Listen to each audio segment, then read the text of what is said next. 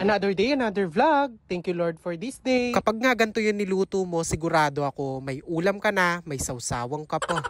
Hi mga che, welcome back to my vlog. Bali nung isang araw pa nga ako nag-iisip kung anong ulam nga yung medyo makakatipid tayo ng very light. Totoo lang sa araw-araw nga na ginawa ng Diyos, napakahirap talagang umisip kung anong ulam nga yun. Kaya naman nung mga bandang alas 8, umalis na nga ako ng bahay para nga makatingin ng pwedeng ulamin. Sakto nga dun sa suki ko, marami nga siyang tindang bagoong, kaya bumili na lang ako. Umutang na nga lang din ako ng baboy dun sa nagpapabayad ng palay. Akala mo naman talaga meron kaming palay. Dito kasi sa amin, uso yung ganon. Utang ka ng baboy, tapos sa gapasan, bayad, palay.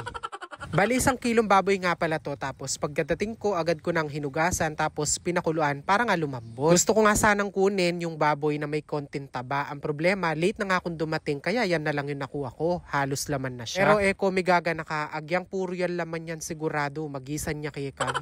Nang mapalambot ko nga yung baboy, hinango ko na nga pala to para mapalamig at hiniwa-hiwa ko na nga ng maliliit. Naglagay na nga pala akong konting mantika dito sa may kawali. Nang mainit na, nilagay ko na nga pala itong baboy. Ang gagawin ko nga pala bago ko maggisa, piprituhin ko muna ng very light itong baboy para hindi naman siya maputla. Mga 3 to 5 minutes ko nga lang pala siyang pinrito, tapos ganyan na nga pala yung itsura niya.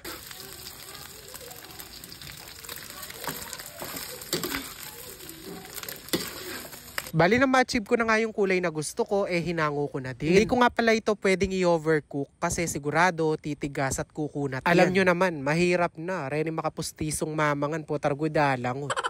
Bali na mahango ko nga pala, naggisa na nga ako ng bawang at sibuyas. Ito nga palang bagoong na nabili ko, worth 80 pesos yan. O diba, ito yung sinasabi ko sa inyo na medyo makakatipid tayo for today's video. Kasi yung ilalagay nating karne, yun yung unang mauubos. Tapos yung bagoong, yun yung matitira.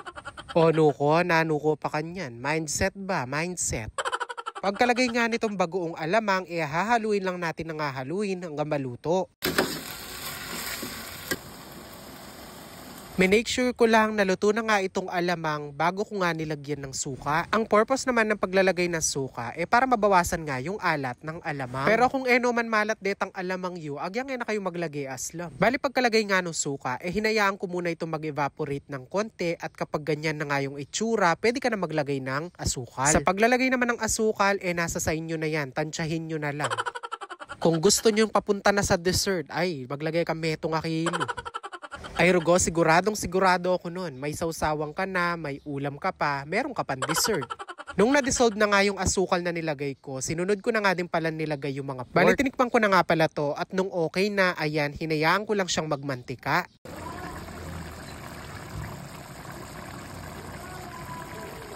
Aba, syempre, pagkaluto, agad-agad na nga din ako nagsandok para makakain na.